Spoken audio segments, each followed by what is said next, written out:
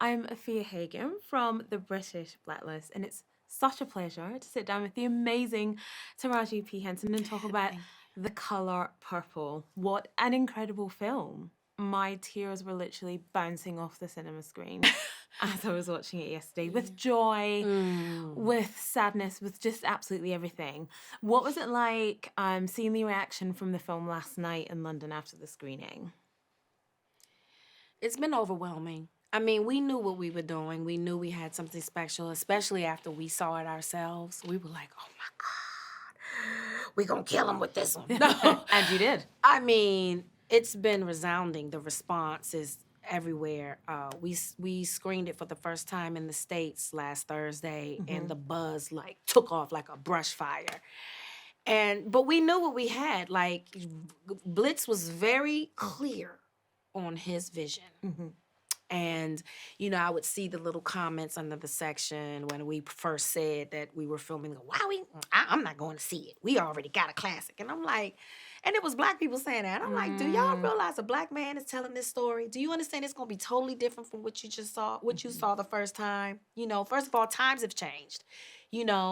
Society is a little bit open and more receiving to people's lifestyles. So we were able to delve into that relationship between Shug and Celie a little more without people going,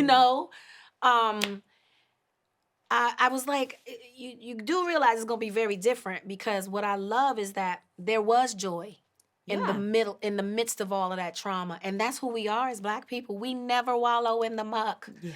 We will die.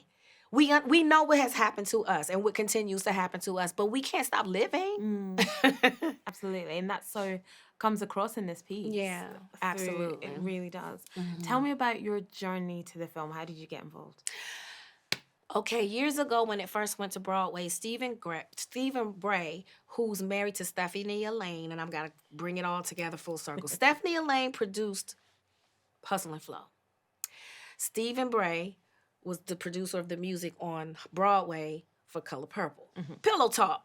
He was like, tap her. Stephanie, I'm sure, was like, Taraji can sing. He called me, and I was like, hell no.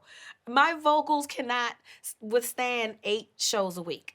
So I passed on that. But the great thing about Destiny is you can't run from what's destined for you, because I ran from Shug.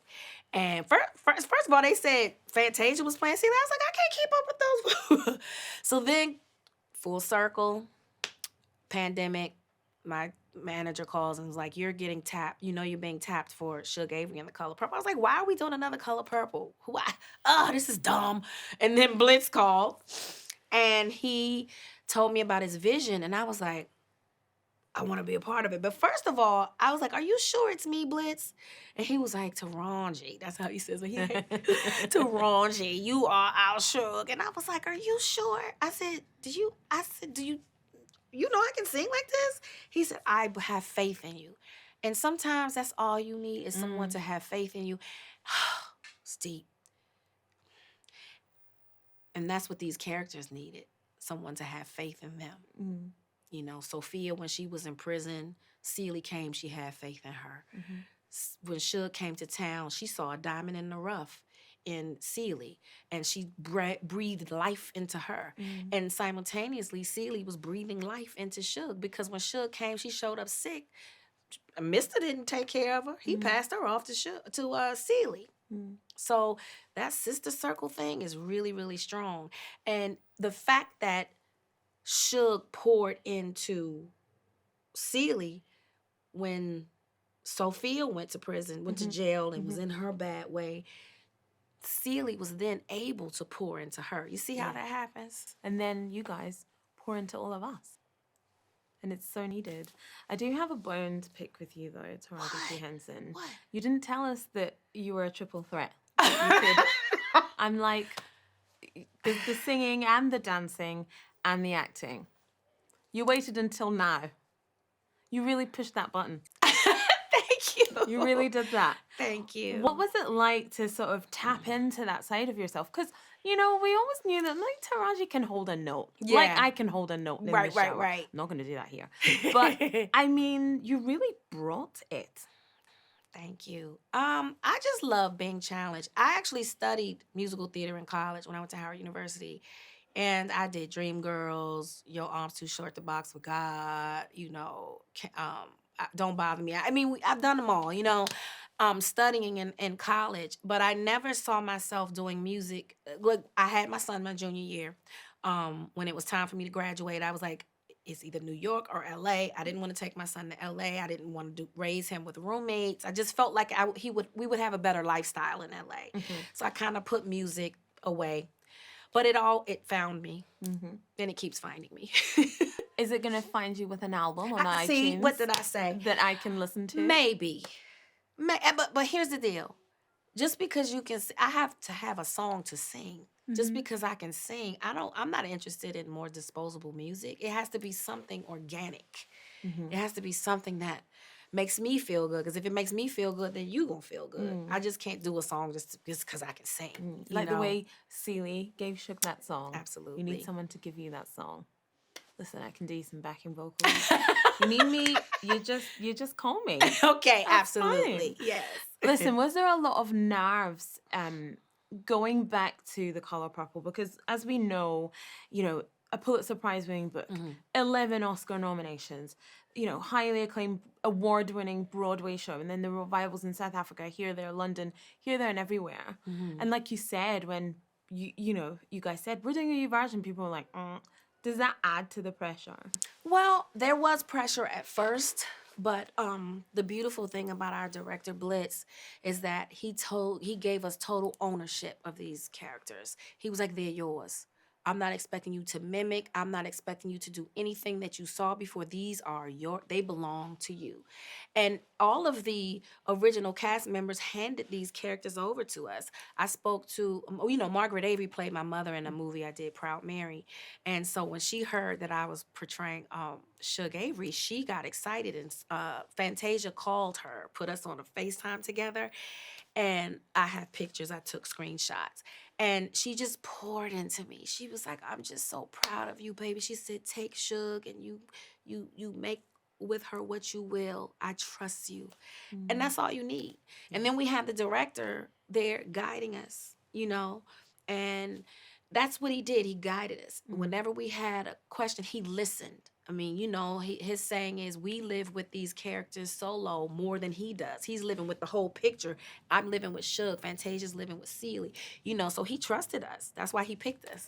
Can you tell me about a memorable or a challenging moment on set? I think I was very nervous singing Miss Celie's Blues. Even though it was already previously recorded, you still have to sing out so it looks real. And there were a lot of challenging moments. Push the Button was challenging. I said I had to ice my knees in between scenes. But for me, it was challenging, and I was nervous, and I was so insecure because, H.E.R was there, Gabriella was there in the scene, and Fantasia and John Baptiste. And I'm like, these are real musicians and singers, and here I am. So I was just nervous. But the beautiful thing about Gabriella was like, girl, you doing it. Look at you. I'm like, they poured into me, and I just let go because I felt like I had the net, and the net was my cast members holding me up or saving me. If I fall, they was going to catch me, you know? There's a lot of sisterhood and love and endurance on screen that comes over for all of us. Yeah. Did you find that within the cast as well? Oh, that was definitely within the cast. I mean, as soon as we all got to Atlanta, we went to dinner together. We did that often. Like Fantasia would come over the house, over to my place. I would go over to hers. There was a real camaraderie amongst the cast for sure. And what's it like being part of, the Color Purple family? Have you met some of the extended family members? Oprah, Whoopi Goldberg, Danny Glover, all these people. It's funny because, you can call things into your life. And I used to be on set, and I would say things like when I'm working on other projects, and I would be like, hold my phone. And if Steven Spielberg calls, tell him I'll call him after this shot. I did that so many years in my career that what happened? Steven Spielberg really did call. I mean, he didn't call personally, but I was like, wow. Yeah. Is there a scene or a moment that you would like people to look out for in the film that you think really tells us what the film's about, really gives? I think there is one scene with Harpo and Mr. And I love seeing our Black men vulnerable. We need to see more of it. Yes, this movie is about sisterhood and that, but I just love how Blitz cared and nurtured our Black men. You know, everybody's flawed. We all have obstacles to come over. We've all done things that we are not proud of, you know, but the great thing about life, every day you wake up, you have a chance to correct the course. And that's all you see these people doing. They're just waking up every day trying to correct their course, you know, trying to get their life the way they want to live it, you know? That's life. That's what we're all doing here on Earth. Absolutely. So, Taraji P. Henson, thank you so very much. Thank you so very much.